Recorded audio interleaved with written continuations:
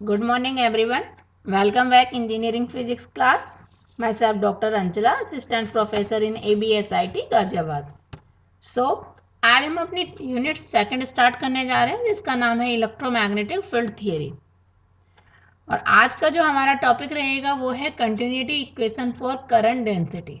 But topic start करने से पहले हमें ये समझना बहुत ज़रूरी है कि इलेक्ट्रोमैग्नेटिक फील्ड थियरी का बर्थ कहाँ से हुआ है, ये स्टार्ट कहाँ से हुई है. बेसिकली इसको स्टार्ट किया मैक्सवेल्स ने. बट अगर हम बिगनिंग की बात करें तो जो इलेक्ट्रिसिटी एंड मैग्नेटिज्म है इसको सेपरेट फिजिकल फिनोमेना समझा जाता था. उसके बाद में एक साइंटिस्ट ऑर्स्टेड आए जिन्होंने ये ऑब्जर्व किया कि जो मैग्नेटिक फील्ड है कि magnetic field is produced around a current carrying conductor. And उसके बाद जो फेराडे साइंटिस्ट आए थे उन्होंने ऑब्जर्व किया कि ये varying magnetic field give rise to an electric field.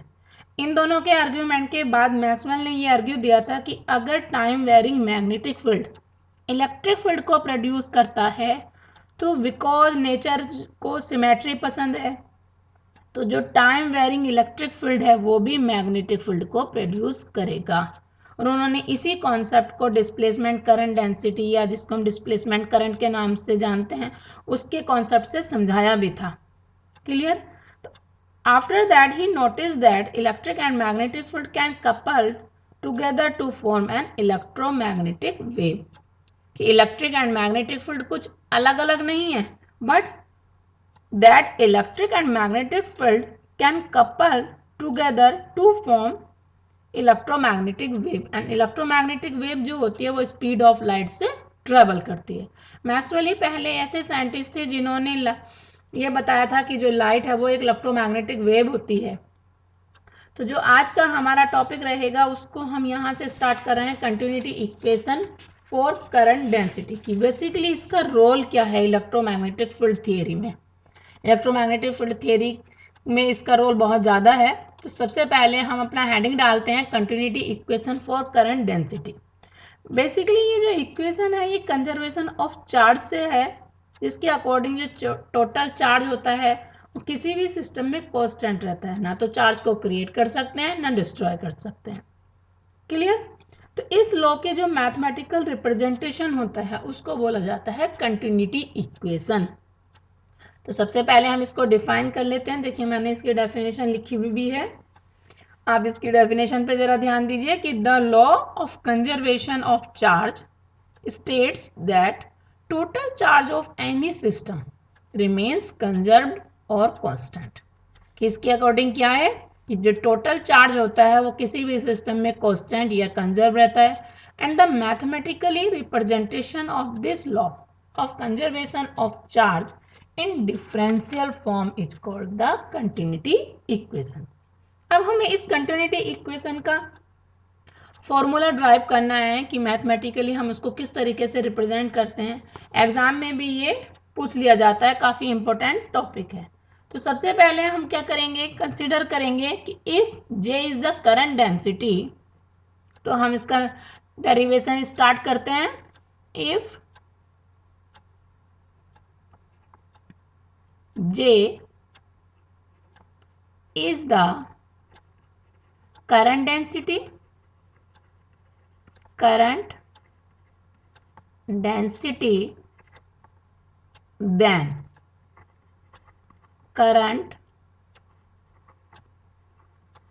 I through a closed surface. Basically हम यहाँ पर करंट को करंट डेंसिटी की फॉर्म में लिखने जा रहे हैं. Through a close surface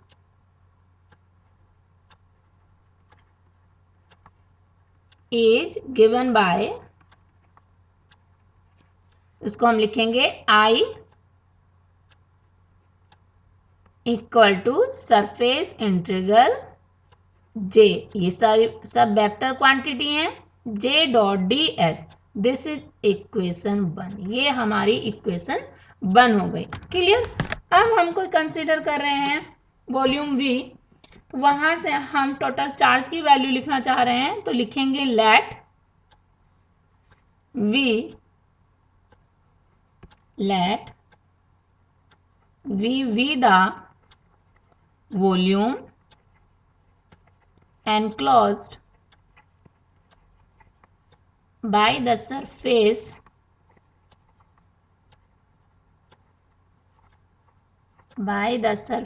S. If rho is the charge density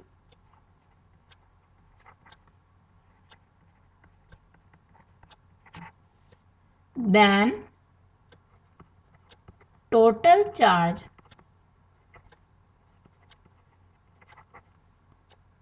Q as, total charge को हम लिख देंगे Q वॉल्यूम इंटीग्रल, इस तरीके से इंटीग्रल के नीचे वॉल्यूम का साइन लग गया, that is the volume integral rho D V, this is equation 2।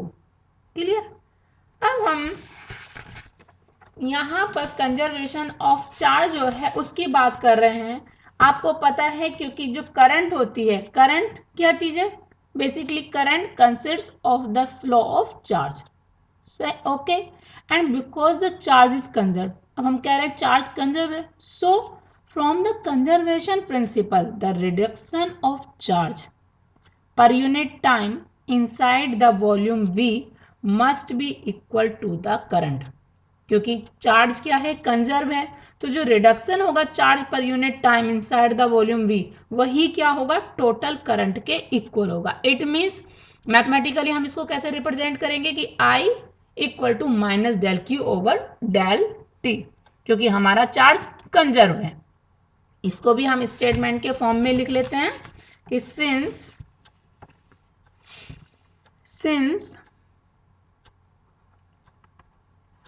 current consists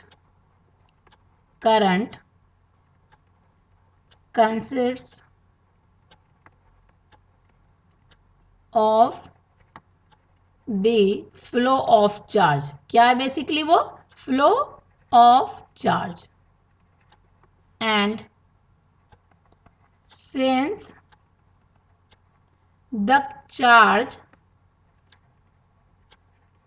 is conserved, so from the conservation principle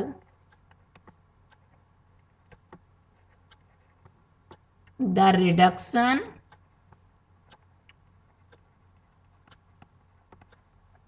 of charge per unit